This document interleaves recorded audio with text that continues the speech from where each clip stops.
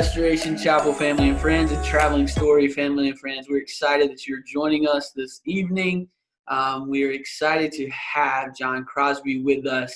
He is the director of the camps for the Church of God of Prophecy in South Carolina. Right now, there's 2 campground sites. There's Living Springs up in Marietta and then Camp Agape down in Batesburg. And we will talk more about that here in a little bit. But thank you so much, John, for joining us today.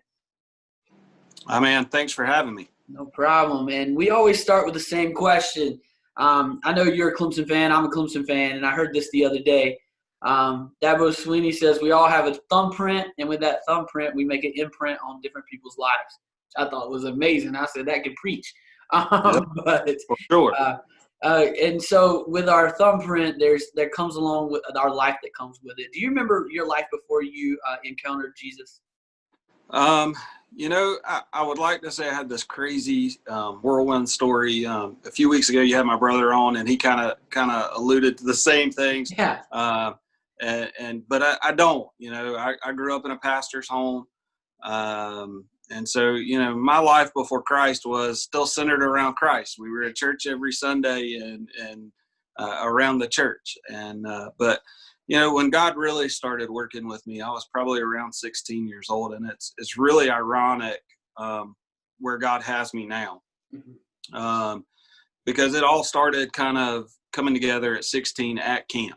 Yeah. I'd been working in camp and going to camp, and God, I did a video with Jeff White a few weeks ago introducing what I would be doing for the church, and one of the things I told him is I would have loved to have been able to have done that video in Batesburg, and I could have sat in the same seat where God kind of started turning my heart towards ministry and service. Mm-hmm. And I say service, as a pastor's kid, you're always serving. Yeah. But it's a forced service. That's right. Your kids will learn that eventually. Yeah, definitely. But you're always serving, even a pastor's home. But it kind of turned, and my heart began to move towards the need and the want to serve. And so that's taken a lot of different paths to this point. But around 16, God began to really just kind of press down on me to begin to move into a life of service and a ministry. And that, like I say, that ministry and that role has kind of evolved over the years. Yeah. And I know you mentioned you got saved at camp, and that whole turnaround was at camp. Can you describe when you first started going to camp, the atmosphere and different things when you first started going into Camp Agape? So again, I've been going to camp since I was 5. Yeah. And so my mom, camp used to look a lot differently. I'm going to tell my age, I'm 41. So, almost 40 years ago, camp looked differently. When my mom and dad went 60 years ago, it looked differently. And when I say it looked differently, we had tons of camps. Yeah. And the particular camp I started at was called Big Stuff Camp. And it was a 1-day camp. It was kind of a preschool camp. Parents and kids went together. They stayed for 1 day. You could stay overnight, but it was basically a 1-day camp. You went and kind of got the camp experience to kind of get your feet wet as you were leading into short stuff camp. Mm-hmm.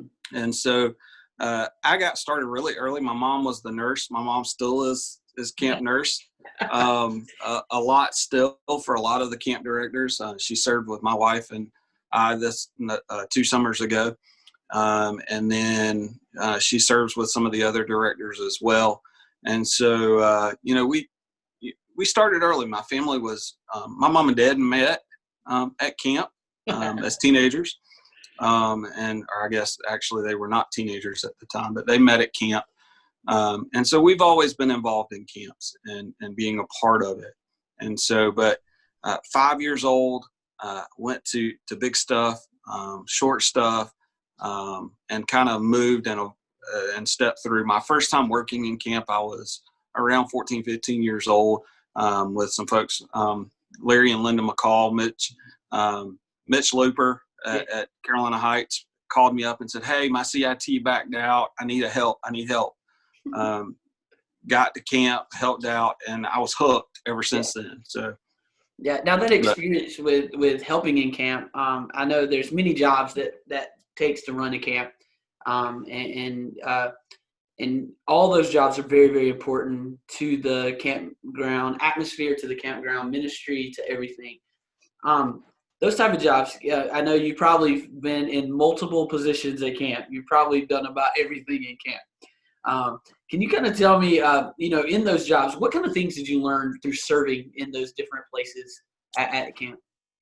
I guess the biggest thing I've learned, and not just in camp, but in life is, I keep getting a lot of times you're asking a really great question. And a lot of times I get the question of how did service get you to begin being in your spot as a leader? Yeah. And I would say flip that script and go to where you're saying, which is serving. Yeah. And I think from a standpoint of serving with a heart for people, with a heart for people coming to find their place in Christ and in this world. And so it's just about, serving others, and so doing it with a Christ love and Christ heart. And so that's kind of where I've always stood. Mm-hmm. I feel like it's kind of brought me to the place that you can't be a good leader without being a good servant. That's right. Yeah. And I think about, over the years, just from the people that I've talked to, when I was younger, I lived in the lower part of state. So it was a good little drive to get to Batesburg. So I didn't go to camp as much. But I know my mother and my uncle and my grandparents, they were all a big part of Camp Agape and served and went and different things like that. I think my uncle, as a matter of fact, was one time where they sent out to Colorado. Was it Camper of the Year or whatever? So they had International Youth Camp. That's it, yeah. So Senior Camp Honor Camper would go to International Youth Camp, which was hosted by the international offices, and they would do it everywhere.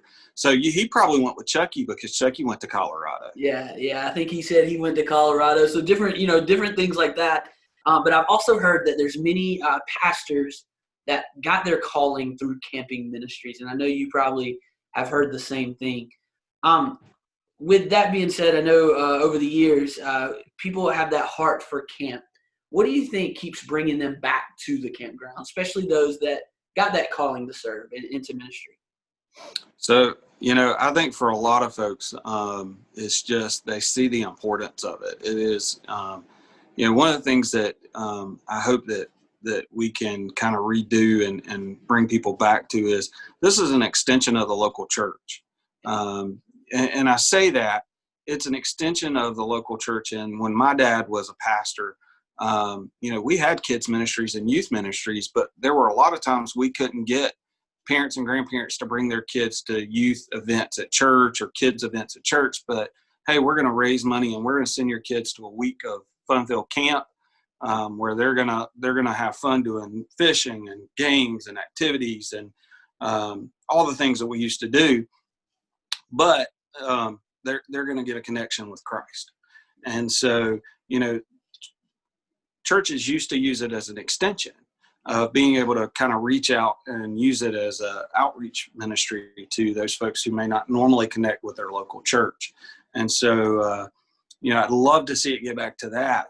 But, that's one of the things that I see for camp as an asset to the churches. It is an extension of you.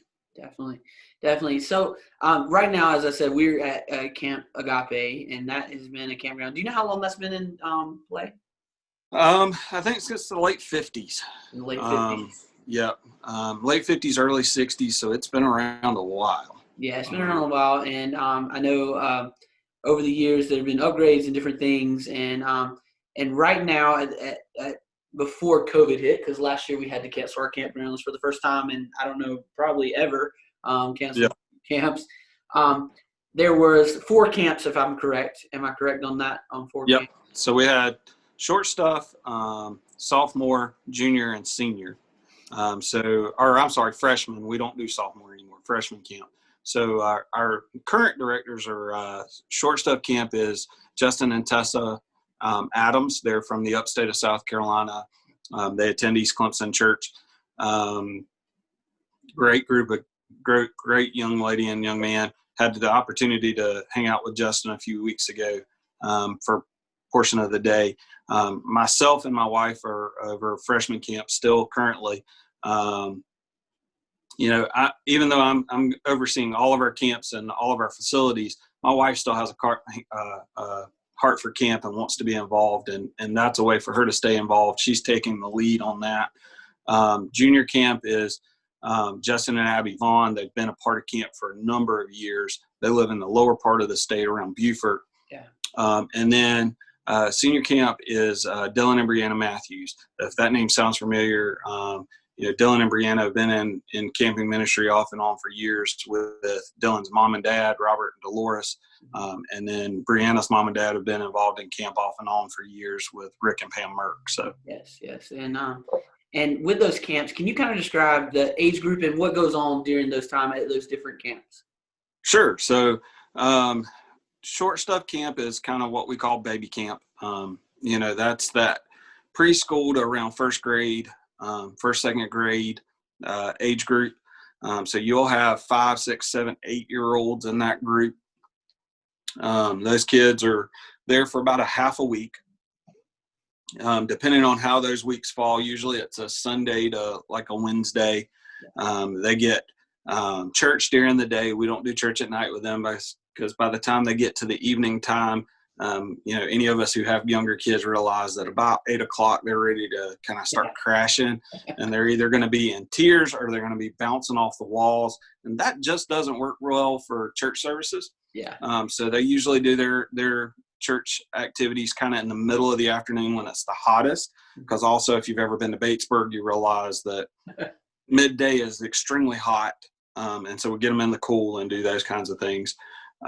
For freshman camp, we try to kind of normalize it to the normal kind of camp routine. So that's your 9 to around 10, 11-year-olds. And so we start kind of bringing in more structured classes for those kids where they're, getting kind of a deeper conversation about their walk with Christ and that kind of thing. We go to a more traditional church setting in the evenings with them. But we still kind of keep it shorter, everything a little bit shorter just because of their attention spans. And then once you get to junior and senior camp, you're getting to that kind of middle school, high school age group. So those pretty much normalize completely. They're still doing games and activities and group building activities with those kids. But it normalizes to more of a youth group, youth kind of feel setting to it. Definitely. And with that being said, I know we usually do those in the 1st of June for those that are listening, but what I love about it is it's not just Church of God of Prophecy. We open this up to any kids that wants to be involved, correct? That's correct. And that's something that we hope to build on. In fact, we're working with, teams outside of the church to figure out how churches who are independent churches who don't have affiliations like we do with the Church of God of Prophecy can be a part of our camps. We can help them build on that ministry and be an extension of their local church as well, and helping them grow and build stronger youth and children's ministries internally.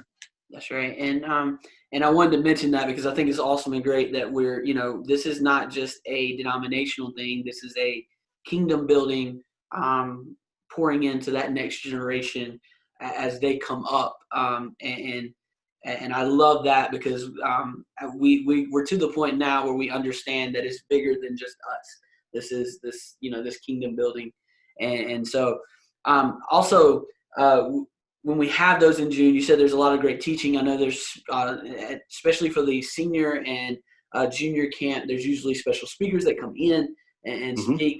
People I know in the past, like Chucky Chandler, Chris Galloway has spoke.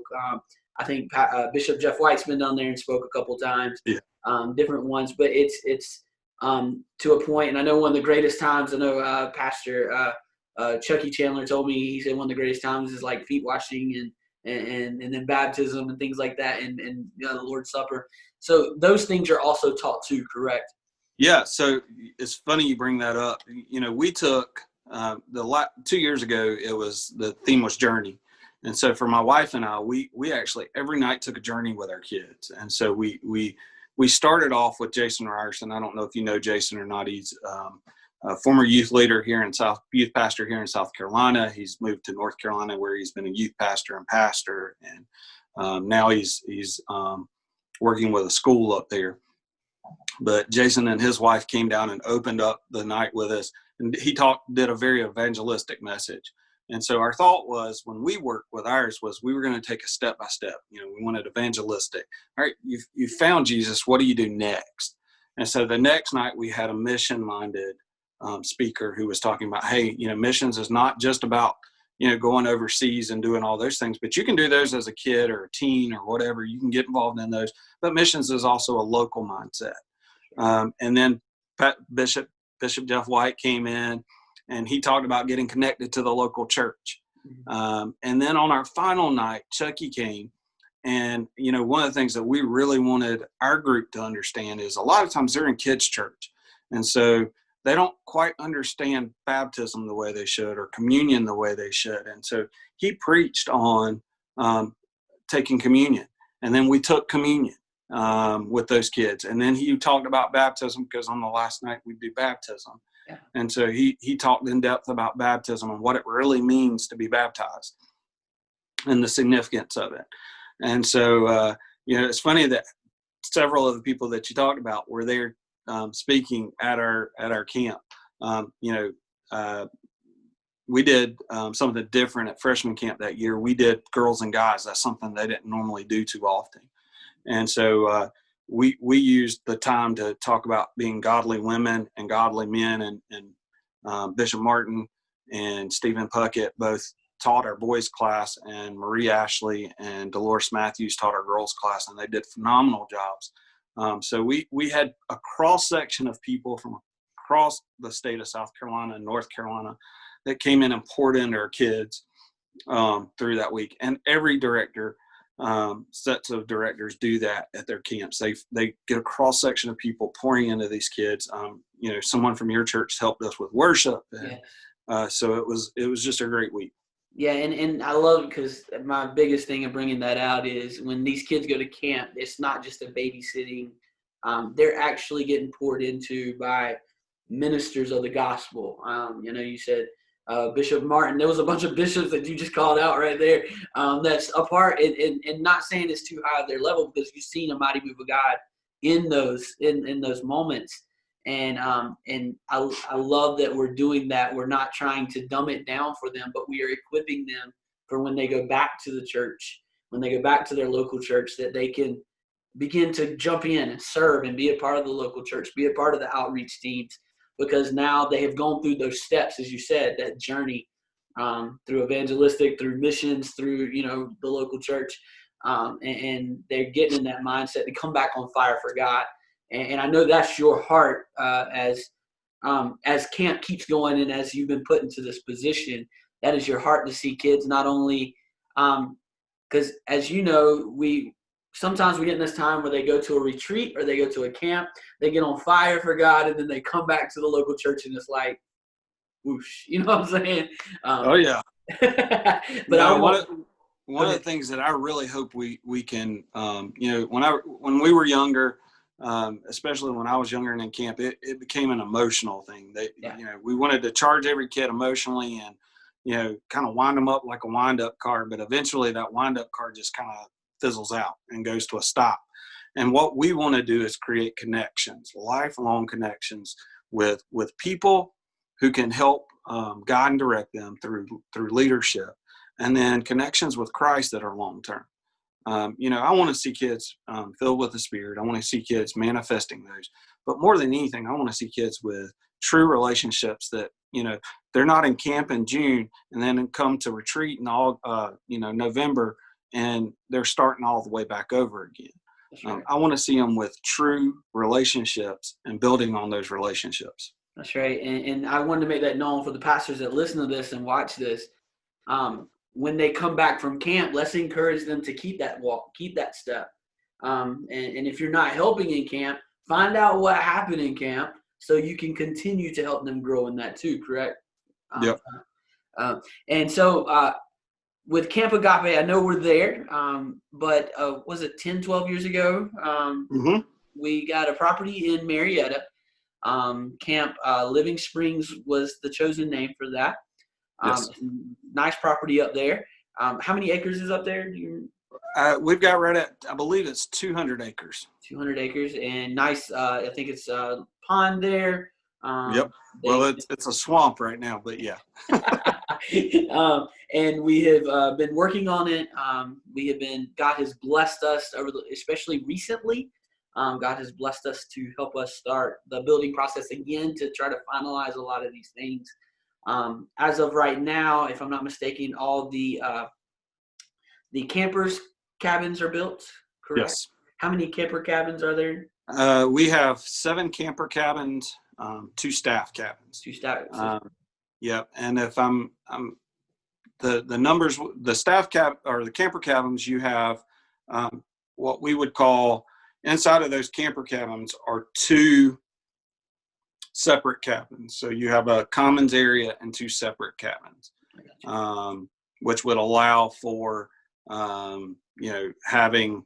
I think there are 9 available camper beds on each side, so 18 kids per cabin. I got you. And so, and then, like you said, you have the staff cabins, the 2 staff cabins that have been built. Yeah. And we were talking earlier that hopefully in January, the final part of that, not the final part, but the part that we can get us onto the campground, the cafeteria / sanctuary will be built. And for you that have not seen the plans, I've seen the plans. They're awesome. The cafeteria / sanctuary will be over the water, if I'm not mistaken. Is that still happening? Yeah, over the water. Beautiful place, beautiful plans to it. And would you give us some more updates on what's going on up there? Yeah, so both staff cabins are completed. The hope is that with the final walkthrough or final phase of phase 1 would be the cafeteria and chapel. Our hope is we've gone through the bid process. The committee now is looking over all of the bids to narrow down the company that would be awarded the contract to complete those. They've been looking over that, doing their due diligence. And so the hope is that by January, that those folks would be selected. They could start the process. Our permits are already in place. All of that, the plans have already been approved. And so it's just a matter of selecting the group to begin the construction. So once those buildings are done, depending on weather, things like that, 12 to 18 months build time, because we're talking 2 large buildings. We're talking about a cafeteria that'll hold roughly 300 and a chapel that'll hold roughly 500. Yeah. And so they're on one floor system, but 2 separate buildings with kind of catwalks between them over the water. So you get the perspective of being over the water. There's all this exposed wood. It fits in the surroundings of the property. The property is basically on the foot of the mountains there in Marietta as you're basically getting ready to head into North Carolina. So beautiful area. The facilities are top notch already, and this is just going to add to it. Definitely. And I know the plan is as soon as that gets built, then do some training and be ready for the camps as soon as we possibly can. I know for this year, if we're allowed to still have camps this year, which we're praying and really pushing for, but we're looking at COVID numbers and different things, they will still be in Batesburg this year, for as we know, correct? Yes, 2021 will still be in Batesburg, and as long as we don't have any state or federal mandates, we're going to have camp. We'll have to figure out how to do it safely. If it means reduce numbers, more weeks of camps, whatever we have to do. But this year having off, talking to our directors, unless there's state or federal mandates, we're going to figure out a way to do camp. It's too important to miss out and continually miss out in doing this for our kids. Yes, definitely. Now I know when and you were just brought in to be the director of the camp. What, August? October. Well, October. September. Okay, all right. Yeah. So it's really kind of, things kind of just work to, the Lord works the way he works. The plan was to come on in October to begin to work with uh, Bishop McLaughlin and Bishop White and the state to begin to try to figure out how to market our property when it's finished. And so that takes time. You gotta come up with plans, and my history in nonprofit management kind of allows me the luxury of knowing how to do some of those things. And so initially the plan was to come in October and start doing those things. And then Mandy, who I grew up with, and we still talk, and God's doing great things with her up in Knoxville. Felt the call and the urge to move to Knoxville to be on staff up there with Sister Sharon, and work with her, and to go back to grad school and be Dr. Mandy. Mandy, if you're seeing this, hey, and so Bishop came to me, and so it just felt like a natural fit with walking hand in hand with marketing our facilities and trying to figure out a way to help work with marketing camps and things like that, even outside of the church. And so it became a perfect marriage of an opportunity. And so I'm blessed that Bishop trusts me enough and entrusts me with some of the biggest assets that the church has, which is our youth and our children. And I will say this, and it amazes me when I started hearing when we were at a pastor's meeting, we're one of the few states that actually own our own campground. Right now we own 2. Oh, really? Yeah, right now we own 2. That's right. But which I don't know if any state owns 2 right now, but we own 2, and we are blessed with those. Like I said, we're blessed with those and those opportunities and things. And I will say this: I want to thank you. You reached out to me in October as soon as you got the position. Reached out. I know it wasn't just me, but you reached out to pastors and called them and kind of told them your vision and hope for the camp and ministry. And thank you for doing that. That was, and kind of telling us where we're going and different things like that. Can you kind of give us abbreviated of where you want to see camp, let's say in 5 years? Yeah, so we have a great opportunity with our property in Marietta, and so outside of, and I'll dive into the church side of things, but outside of that, the hope is we can market that and use the dollars from rentals and usage to pour back into camping ministry and ministry as a whole in the state of South Carolina. And so, I'm looking at it as a twofold opportunity there. So, one fold being finding ways to create resources so that we can pour it back into the ministry. Camp is not unlike a lot of pastors and a lot of lay people in the church believe, camp is not one of those profitable ministries. Yeah. You're a pastor, and I've been a pastor or an associate and a youth pastor and an executive pastor. Most ministries are not profitable. Yeah. They're break even at best. Yeah. And so our goal is to give all the resources we can to our camp. And so over the next few years, what I would love to see is us give our camp directors more resources to be able to do more things with our kids. Outside of that, though, I really would love to see us expand our camps, get back to a day where we have more than just 4 camps. In camp's heyday, it was not uncommon for them to have 600 or 700 kids over a summer come through Batesburg.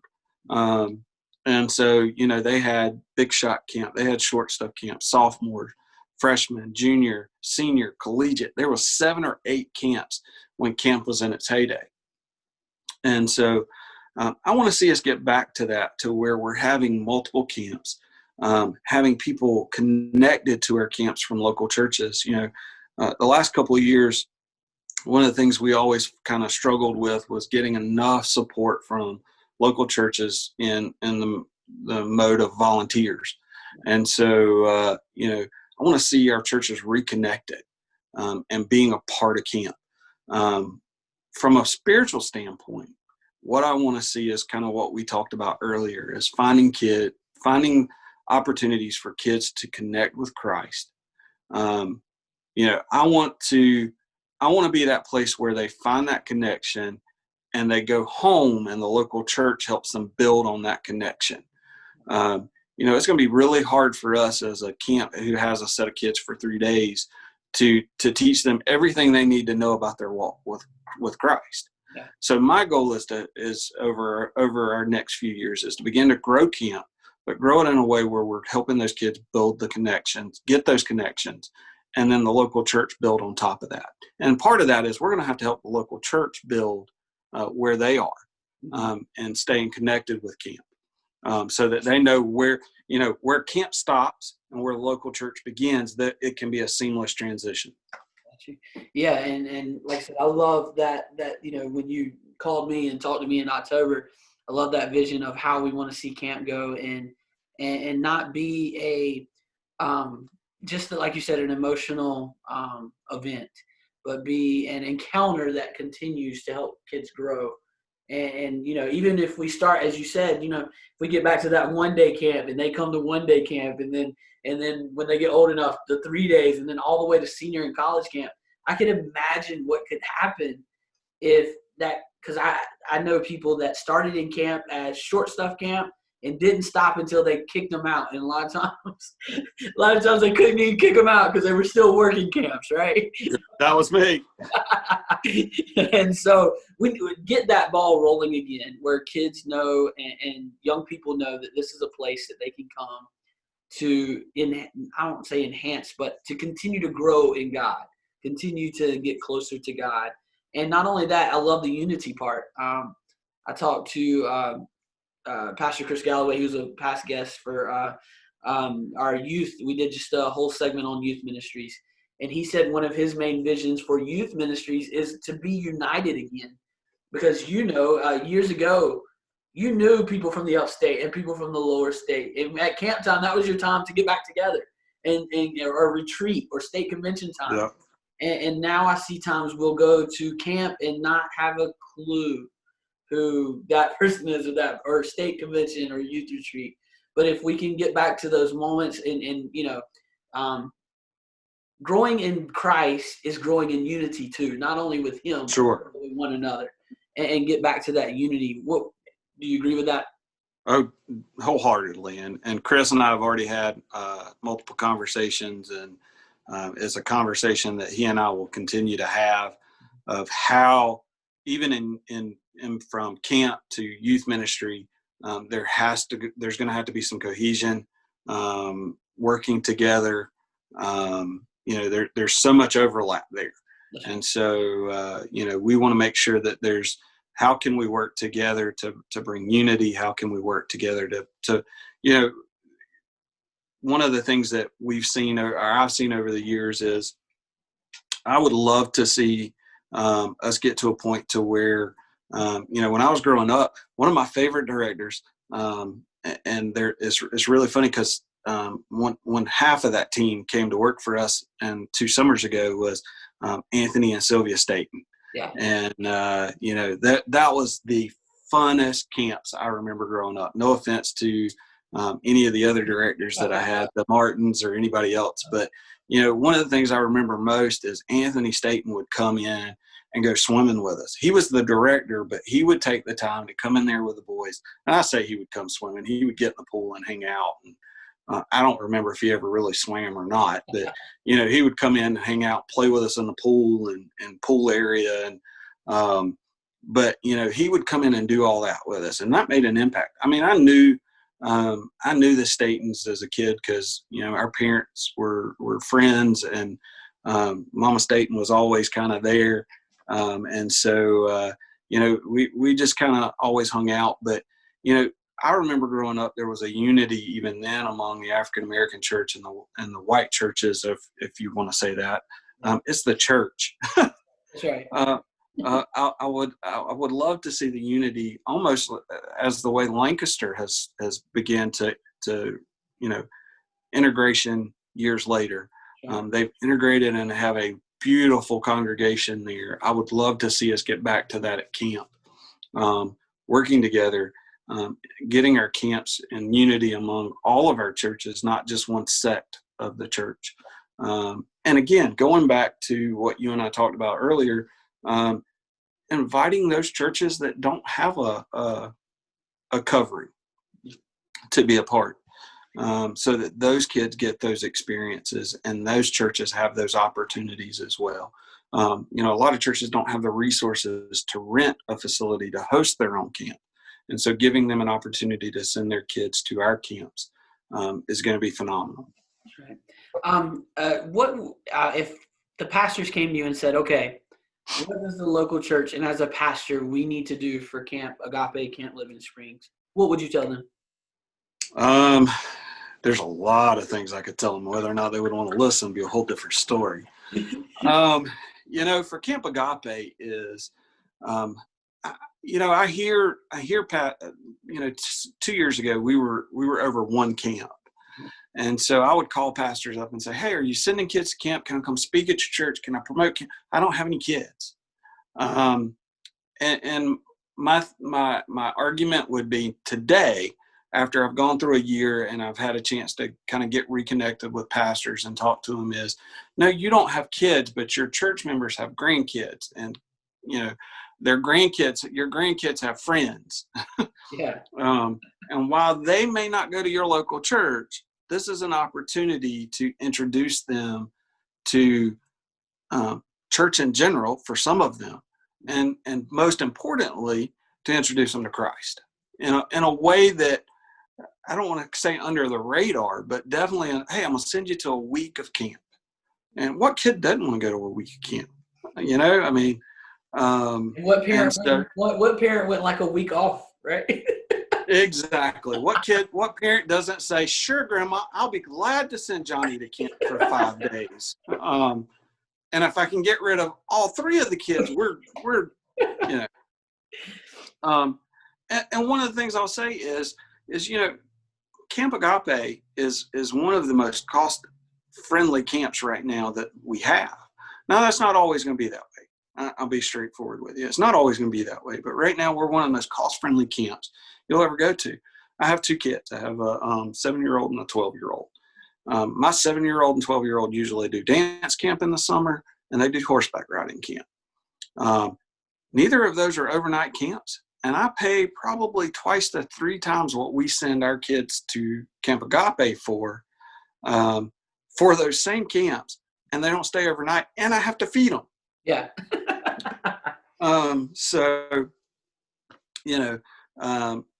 So it is cost friendly. And so I want churches to understand, look, you don't have to wait till May to start fundraising to send kids to camp. Take it on as a year-long process. Assign one offering a month or once a quarter and put it away for opportunity to send kids to camp.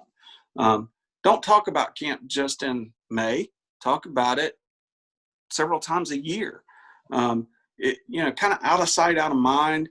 And we don't think about it until we get some pastors don't think about it until they get the packet in the mail. And then that packet goes into the file that may not get remembered. And then they get the call from, before me, they got the call from Mandy, or they got the call from Bishop, or they get the call from a director and say, hey, did you hand out the information? Oh yeah. Be upfront, get that out there, get that information there, because our camp program is important. So pastors, stay connected, pay attention when you get your stuff in the mail, your emails. I know all of us get our emails blown up all the time, but get that stuff, look at it, make sure you're there. For those that can't volunteer, I know a lot of them have health issues and they can't get there and stay for a week because they have to be close to their doctors or whatever. Encourage people at your church to volunteer. You know how we can keep camp so inexpensive? Because we run on 100% volunteers. Yeah. And so that makes camp cost friendly. As long as we can continue to keep camp cost friendly, then we keep, that's because of the volunteers, just like the local church. And so, we run 100% off of volunteers. Encourage your church folks to volunteer. Now, there's a screening process, and there's training. In fact, we'll have a training in April if everything as long as the COVID numbers are good. We're going to do an in-person training. It'll be different than any training we've done before. We'll have breakout sessions. We're going to have a special guest speaker. I don't know if I really want to throw that out there right yet. But we're going to have pastors involved. We're going to have former camp directors involved. And so, but churches need to get connected. Pastors need to stay connected. They need to encourage their kids and their families to participate. Don't wait till May to fundraise. Go ahead and start doing it year round. And then encourage them to come and get connected and, through volunteering. And then if you can't, I know a lot of our pastors are new, even if they're older, they're new to the denomination. And so they may not know a lot about camp. We have camp directors kind of throughout the state, former camp directors throughout the state who would love to come and share what camp is all about in their congregation, or even, what we're doing now. We can do a Wednesday night live feed that would minister to their congregation and talk to them about camp and those kinds of things. And so, all of those things there. And then, here's the other part. Most importantly, financial contributions. And I can't not say that. We're at a point to where, we're going to be roughly $15 million in, I believe it is, on our facility in Marietta.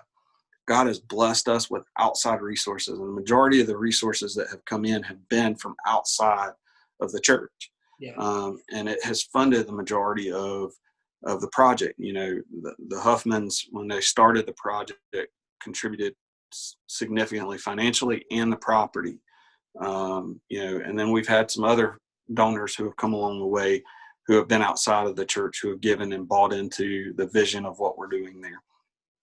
And so I think at some point, our local churches need to buy into, we're going to finish phase 1, but that's phase 1 of like 5. And so there is a big vision for Marietta. And so churches starting to buy in and to financially support that at some level is going to be hugely important into the future. And so I think thinking about those things, and I know right now in a global pandemic and trying to navigate all those things, that's one more thing we don't want to add to us. But we will get through this pandemic at some time. I mean, history shows us that. And so, we want to prepare for that time. And so I think thinking about those things as they begin to get into their new budget year around, most churches are around June, getting into those new budget years, start thinking about those things. How do I prepare for camp? How do I prepare to start supporting, Living Springs? How do we as a church do that? And some churches may say, hey, I can't do it financially, but we're going to commit to 10 volunteers at camp every summer, and that helps. So I think all of those things. I don't want to ramble. No, that's perfect, because like I said, there's I think sometimes we disconnect as pastors. We disconnect from those things because, like you said, we're waiting for the envelope to come in or the pamphlet to come in, and like we put it in that place, or we put it up on the cork board and never mention it again or something like that. So, like I said, thank you so much for that. We play a little game at the end of every one of our podcasts, and it's a word association game, okay? I'll just say a word, and you just tell me the thought, all right? It's not bad, I promise, okay? The first word is this: salvation. Christ. Faith. My everything. The gospel. My roadmap. Kind of my light into the darkness. Worship. My time away. In the car, turned up, in the shower, wherever it needs to be. My moments to just kind of reflect. Serving. All 3 of the other words you just said tied up into one. That's good. Yeah, that's really good. Prayer. Something I will honestly admit I probably need to do more. But I had I don't want to go too rambly, but yeah, something I probably should do a lot more of. Yeah. Music and worship. Music and worship. I wish I was more talented so that I Yes, could me too. participate in music and worship. I agree. I agree. Somebody asked me the other day if there was one thing you could change about yourself. I said, I wish I could sing because I'd love to be that pastor that could just bust out in song during the middle of a sermon. That would just be great. I think that's awesome. But uh, technology in worship. Oh, I'm a big advocate. Probably not what you're asking for, but yeah, No. I think great. I think we should use every tool at our resource to connect people to Christ. The next generation. Worried. I am definitely worried about them. As my parents were worried about my generation, I am worried about the next generation. But I know God is great, and God is He is going to take care of them. And I've got a kid coming through the next generation, and so I just pray for revival for the next generation. Definitely. The Word of God. It is the center point of along with prayer, the center point of every decision that I make. And the last one, and don't overthink this one. Every time I ask this one, everybody's like, "Oh my goodness, 2020." Oh, well, is there a dumpster and a fire we can put somewhere? No, and in reality, it is, and I know it's been an awful year for so many, but in short, I can't say anything more than blessed for 2020. I mean, long story short, this time last year, my wife was facing a breast cancer diagnosis, and I'm changing directions and career path in 2020, but God has been faithful and has blessed us through all of that. And as crazy and as turned upside down as a lot of things are, I can only think blessed in 2020. Yes, and I've talked to a lot of people about that, and most people say that it looks like it's a terrible year, but it's a year that we can use to grow on. It's a year that we can use to look back and not regret it, but look at it as a blessing that either first you made it through it, or Yeah. or the blessings that happened during it. I mean, we've seen healings and we've seen things happen, and they're not all been good, but I think it's calling us back to God, calling us back to focus on Him. The last thing I always ask our guests is if a kid gets saved at a camp that you're working at, and they come up to you, or you're talking to somebody on the street and they get saved, and they come up to you and they ask you, "Okay, what's next?" What was the first thing that you would tell them would be next in their life? Well, I would say years ago it would be to get connected to a local church. But, over the years, and this is going to sound crazy, especially after we've talked about the local church and getting kids connected, it would be find a mentor, Yeah. a accountability partner, because even in a local church, even large or small, we can sometimes get lost in it. And so I think finding that one person who can, because it's not always going to be the person who leads you to Christ. That's right. And find that one person who's going to hold you accountable, who's going to help you make that walk. Because you as a pastor, you have 80 to 100 people in your congregation. You can't hold each of their hands as much as you want to. Yeah. You can't. Yeah. My dad pastored small and large churches, but it would be get connected with someone that can help you make that walk. And it's probably not going to be a spouse. It's probably not going to be a girlfriend or boyfriend. It's going to be someone who can mentor you, who can lead you, who can hold you accountable. So that would be what I would say. Definitely somebody that you can do life with, and Yep. see the good times and the bad times in their life too. Somebody told me once before that find somebody that will take you to their house and you see when their kids are running around, right? And because, not everything is, we can try to act a certain way at church, but when you actually start doing life with people, you see that not everybody is, there's times we make mistakes. Yeah, that person you can bring to the house and laundry still be on the couch. That's right. That's right, right? And they can still tell you not to do that, and you don't get, it might hurt a little bit, but you understand it comes from love, and it comes from a change.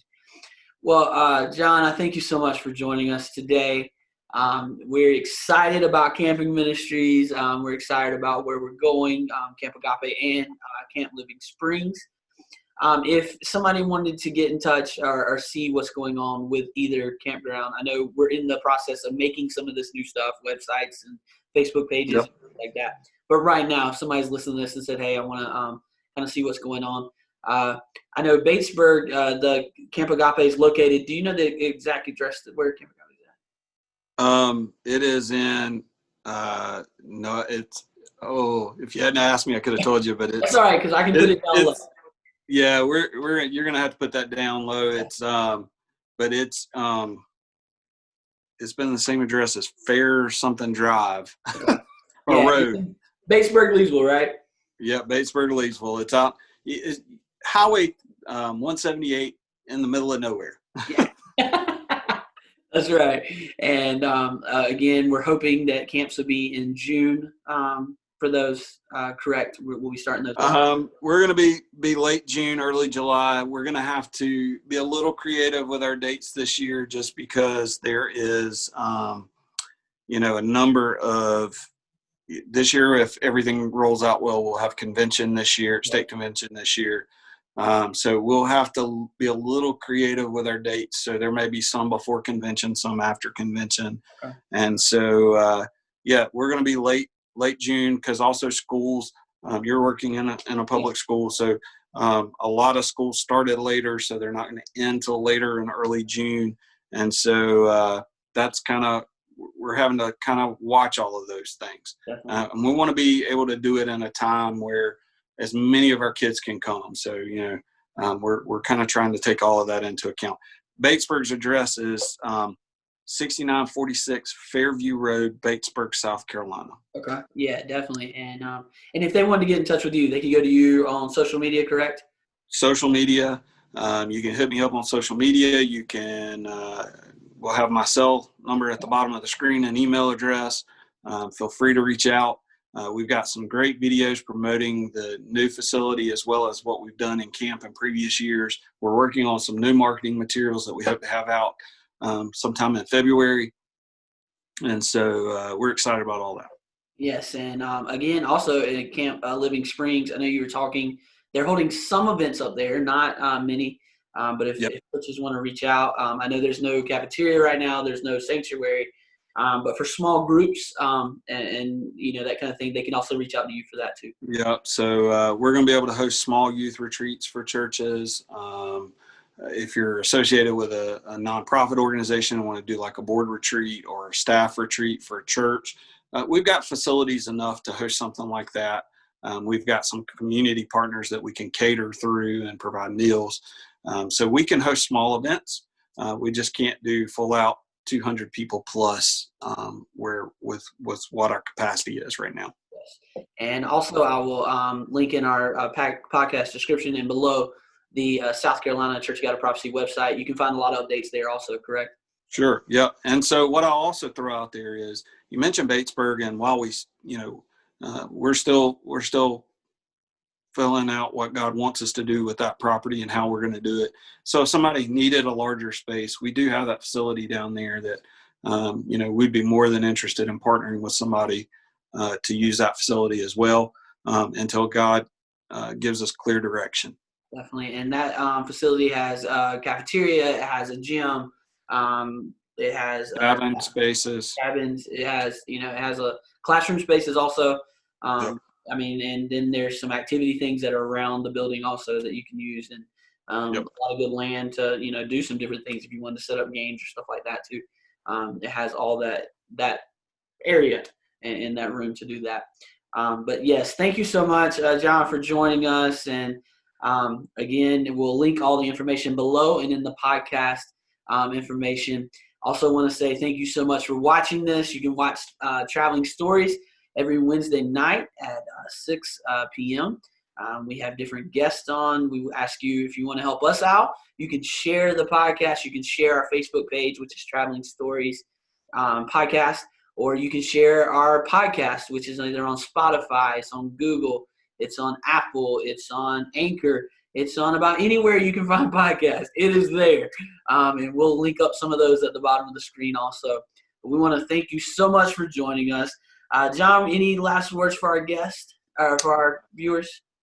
No, guys, thanks for hanging in with us and listening. If you want to reach out. And I'll throw this out. I like the snazzy hat, even though it is in red. Thank you. Yes, definitely. Yes, that's part of our Restoration Chapel line, I like to call it. So, but no, thank you. Hook a brother up. I like hats. Yeah, the Clemson one's great too. I like that. Anytime we can get Clemson on the show, we're good, man. It's great. But thank you so much again. And again, thank you so much for watching. I always say it as we end, now that you've heard our stories and you've heard where God has called us, now go make it your stories so that people far from Christ can see how great our God is. And we want to thank you so much for watching. We love every one of you, and we hope to see you next time on Traveling Stories.